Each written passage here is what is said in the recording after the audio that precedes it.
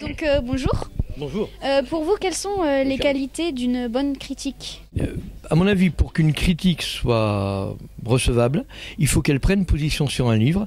Et quand je dis prendre position, c'est bien entendu pas simplement le résumer ou rendre compte de ce qu'il contient comme thématique, comme enjeu littéraire, mais la façon surtout dont il s'en sort avec son propre challenge. Donc on peut faire une très bonne critique en démolissant un livre. On peut faire une très bonne critique en étant totalement enthousiaste. Le tout, c'est d'avoir des arguments, de savoir les étayer, de savoir être convaincant. Justement, vous pensez qu'il est plus facile d'attaquer ou de défendre un livre? Alors, si c'est pour se faire un nom et une petite gloriole, il vaut mieux l'attaquer.